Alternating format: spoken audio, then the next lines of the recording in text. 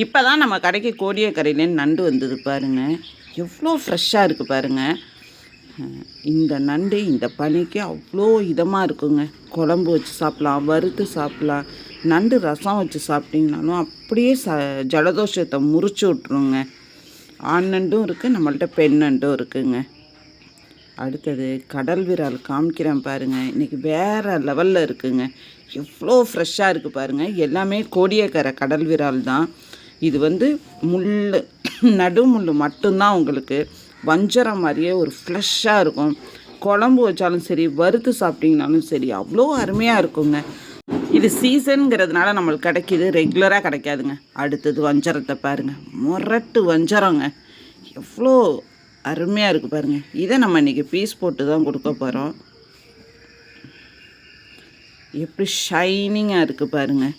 இது நடுவில் இருக்க ஹோலை கொக்கி போட்டது தான், பயந்துடாதீங்க. அடுத்தது தேங்காய் பாறை. தேங்காய் பாறையிலே இது இளம் பாறைம்பாங்க. அவ்வளோ அருமையாக இருக்கும். குழம்பு வச்சிங்கனாலும் சரி, வறுத்திங்கனாலும் சரிங்க. அடுத்தது எல்லோ டைல் ஷீலா. இதை மஞ்சவால் ஷீலாம்போம், தடியம்போம். அவ்வளோ அருமையாக இருக்குங்க. இன்றைக்கி வந்திருக்க மீன் வஞ்சரம் எல்லாமே தூண்டில் வஞ்சரம் தாங்க. அந்த பெருசும் சரி, இந்த 2 கிலோ சைஸும் சரி, எல்லாமே தூண்டில் வஞ்சரம்.